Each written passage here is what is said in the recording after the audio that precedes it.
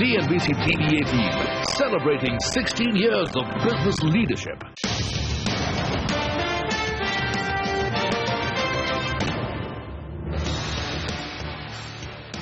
Hi, a very good evening. You're watching Markets Today on CNBC TV 18. I'm Ekta Batra. With me is Surabhi Upadhyay, and it turned out that it was a good session for us. In fact, we snapped that 6-day losing streak. Absolutely, Ekta. We have that and a lot more to talk about. Let's start with the headlines.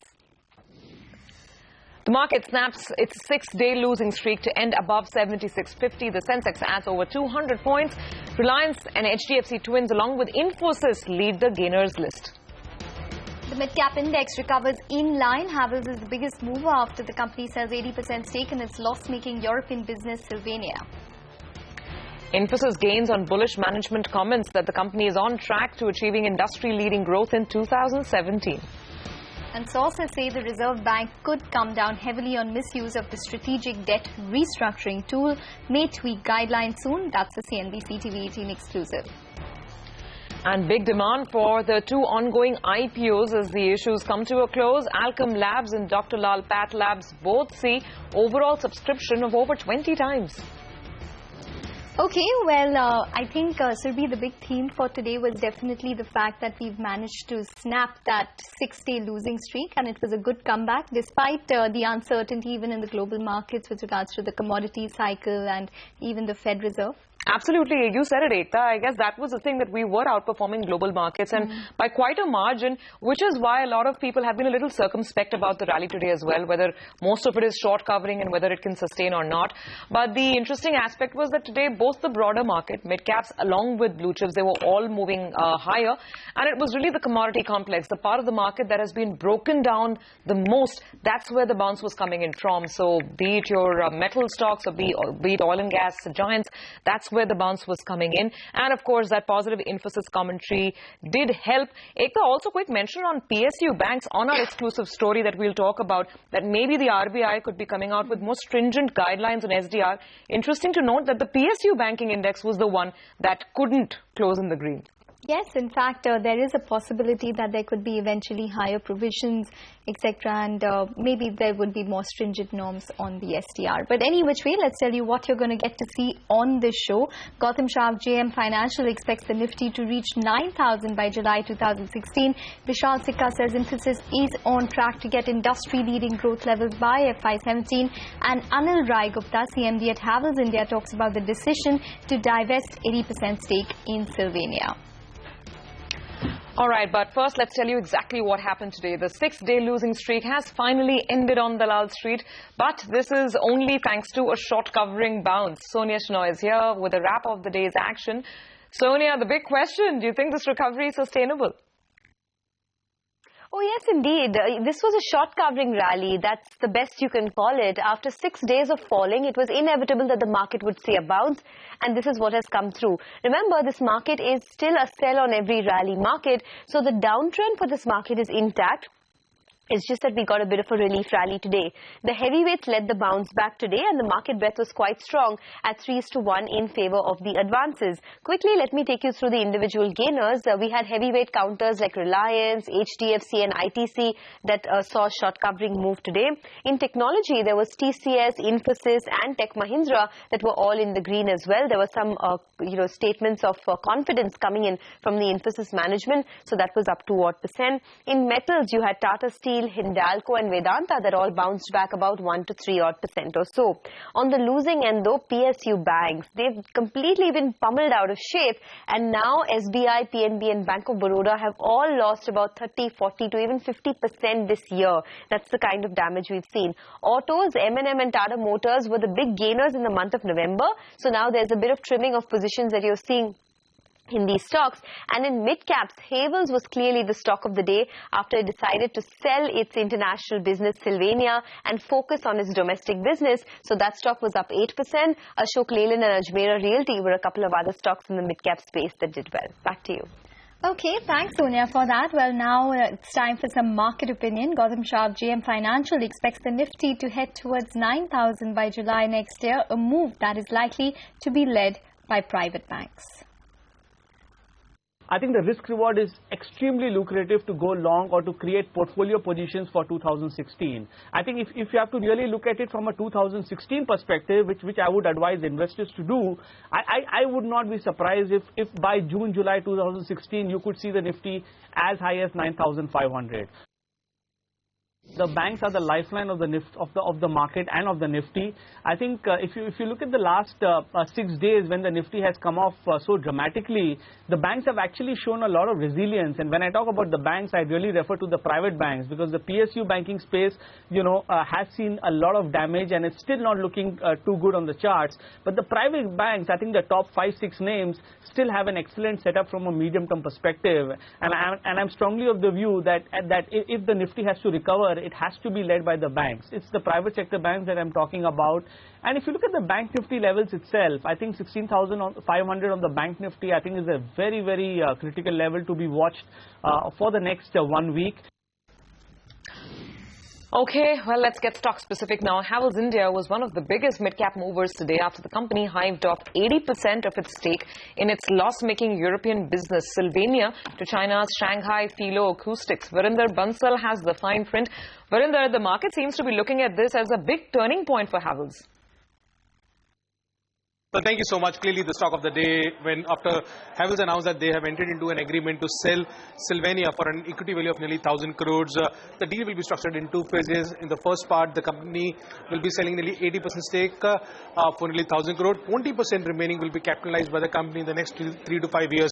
This is what the management also mentioned. Now, what does it mean for the company? Clearly, if you just see the investment, the total investment done by Havells in Sylvania till now stands around 1,000 crores. There's a debt of nearly 170 crores on the company on Sylvania. There will be no write-off on the equity invested. So the company will clearly gain on the investment what they have done. So there's no loss which is coming after the company sold its business to a Chinese company. Now, clearly, what does it mean if you have to look at Havells after Sylvania? Well, the cash on books of the company is around 700 crores. They'll get 1,000 crores after the Sylvania stake sale, though, so the cash will be around 1,700 crores. It means that is around 10% of the current market cap. Well, post Sylvania, the stand-on business will be trading around 24-25 times FS17 earnings. People are expecting that there will be some upgrades which will be coming in, which we will have a close eye. But a report coming from Macquarie where they say that they are expecting re-rating on Havells clearly, and that could happen, that the valuation parameters for Havells could now get re-rated in line with even Asian Paints, because if you look at the ROE, return on equity of Havells, it's much better than the Paints company. So they were very bullish on Havells. The stock was in fact up nearly 8%. This is a big overhang, which has clearly went off the company in a profitable manner. So no, complaints about it.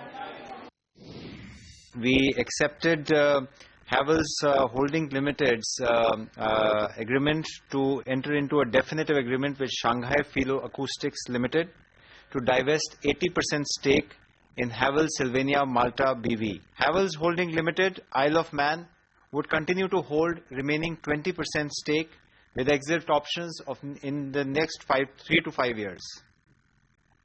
The equity value for 100% stake is euro 186 million, approximately 1,340 crores, against the current cumulative investment of rupees 980 crores. The value of 80% to be received by Havells in the current transaction is approximately 1,070 crores. Havells' balance sheet would get strengthened with cash available. Already Havells didn't have any debt on the balance sheet. With this divestment, there will be more cash available, which will open up more and more opportunities. The standalone business continues to be on a strong footing, and there will be no change of guidance from that point of view.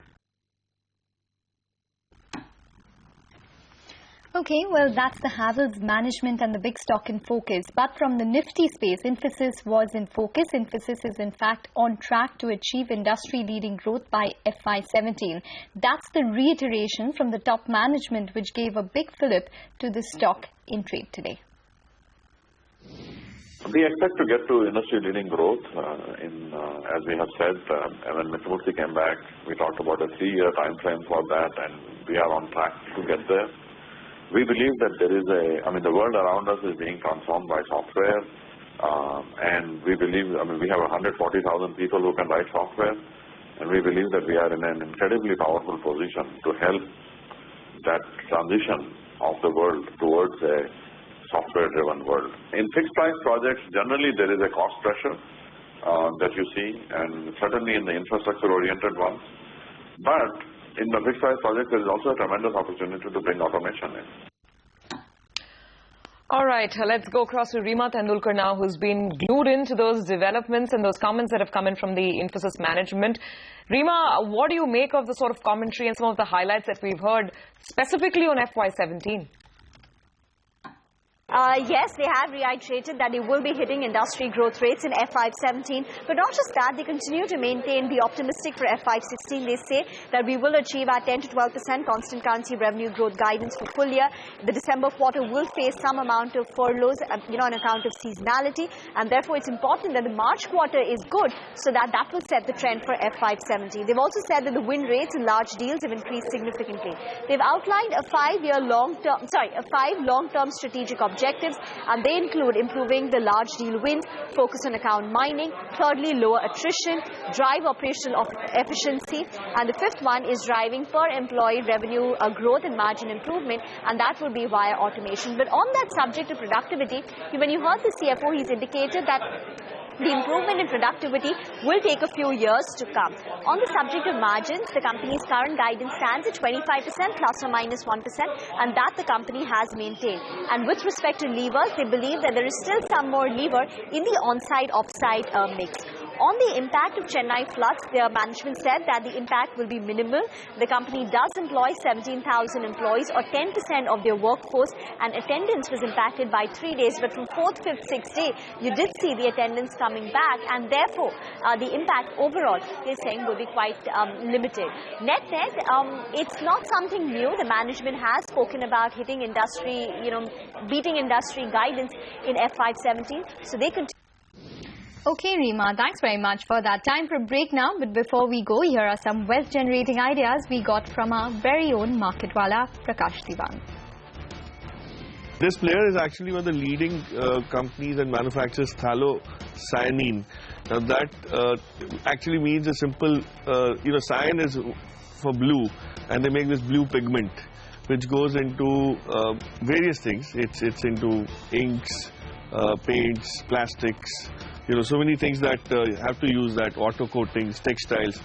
And it's one of the fastest growing players globally. They're getting into more environmentally friendly products which are slightly more expensive, and all their clients have agreed to buy that. So they have an order book which is going to increase the top line as well as maintain margins or probably improve them also. So if you give a 10, 10.5, 11 discounting to the next year FY17 earnings, I think very easily the stock should be at about 200.